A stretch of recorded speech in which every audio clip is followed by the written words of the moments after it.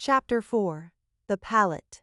The industrial district was Viridia's rotting core, a place the neon glow of the upper city didn't dare to touch. Rusting skeletons of forgotten factories clawed at the perpetually overcast sky. The air, thick with the ghosts of coal smoke and chemical spills, tasted like metal. It was the perfect place for something to hide. It was the perfect place for Ilara to run. Her desire was a desperate, burning ember in her chest. Sanctuary. The whispers of the pilot were all she had left. A neutral ground for domain users, a place outside the reach of syndicates and hunters, a myth. But myths were all Ilara had ever been good at chasing. She moved through the desolation, her sketchbook clutched tight. Her only guide was a half-remembered map she'd once sketched from the drunken ramblings of a low-level magic broker.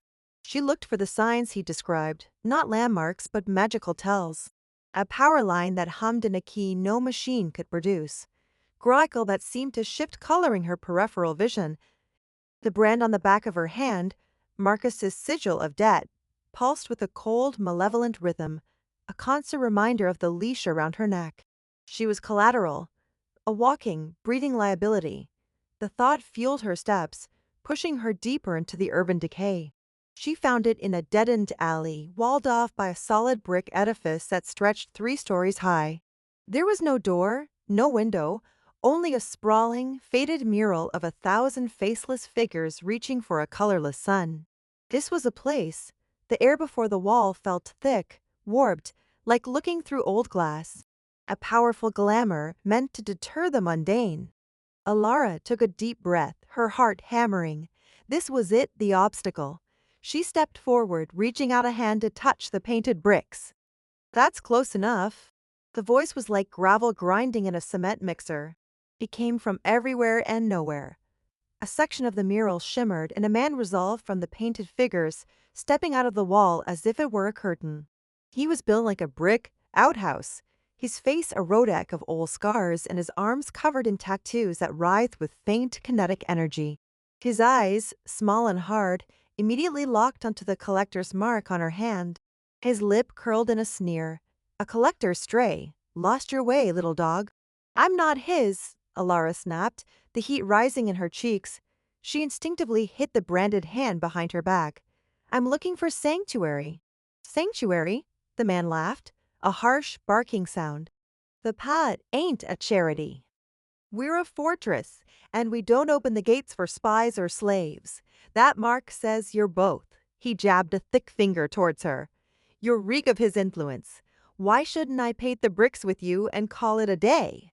The hostility was a physical force, pressing in on her.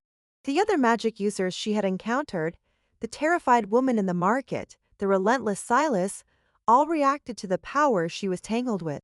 This man was no different. He saw the leash, not the person holding it. "I need to get in," she insisted, her voice tight.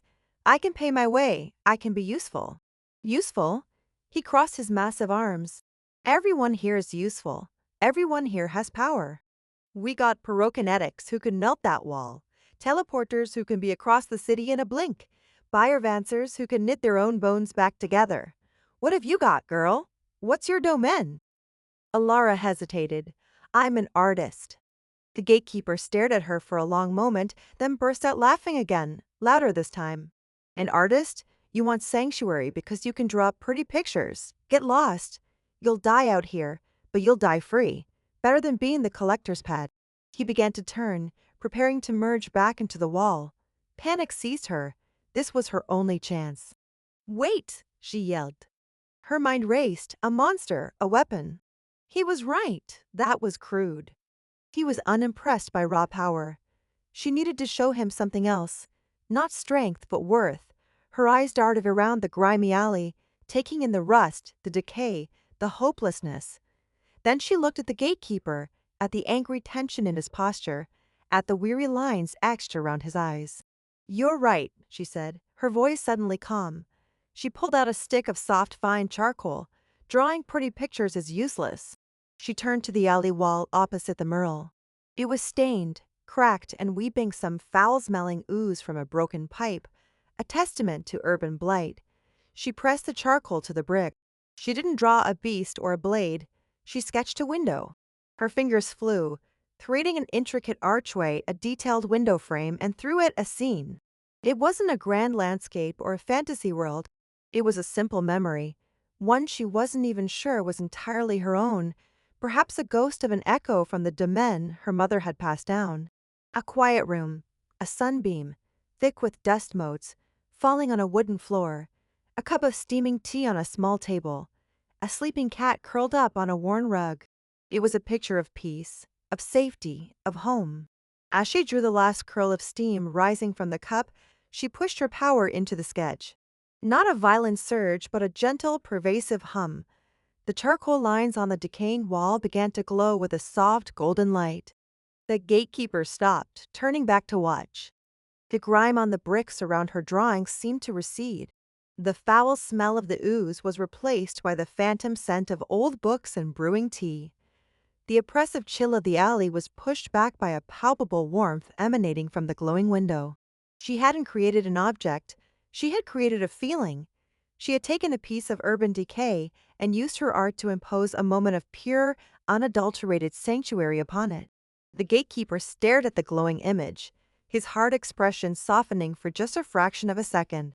The kinetic tattoos on his arms stilled. He had seen countless displays of power, of destruction, and reality-bending force. But this was different. This was creation in its most fundamental form. Huh, he grunted. The sound was still gruff, but the overt hostility was gone, replaced by a grudging respect. Not just pretty pictures. He faced the mural and slapped a brick twice. The wall in front of her shimmered and dissolved, not into nothingness, but into an archway of swirling color. The air that washed over her was alive with energy, carrying the smells of molten metal, strange spices, and blooming nightshade.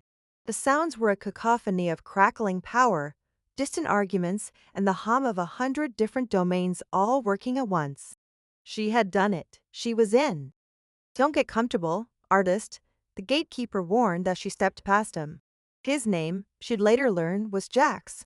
Your trick with the wall was clever, but in here, that mark on your hand isn't a leash, it's a bullseye. Some will think you're a spy, others will see you as a way to get leverage on the collector, nobody will trust you. Alara looked past the entryway into the heart of the pilot. It was a chaotic, impossible space, far larger on the inside than the industrial block could possibly contain. Rickety towers made of scrap metal and enchanted wood stretched towards a ceiling of swirling nebula. Walkways shimmered in and out of existence. People with glowing eyes, skin like bark, or hands wreathed in flame, bartered and argued in a sprawling marketplace. It wasn't the peaceful haven she had pictured. It was a volatile nest of desperate, powerful people, each one a survivor, each one a potential enemy. She had escaped the hunter and the collector, but she had just walked into a gallery of monsters. And she was the newest, most vulnerable exhibit on display. The feeling wasn't relief. It was the sharp, terrifying realization that she had just traded a gilded cage for the wild.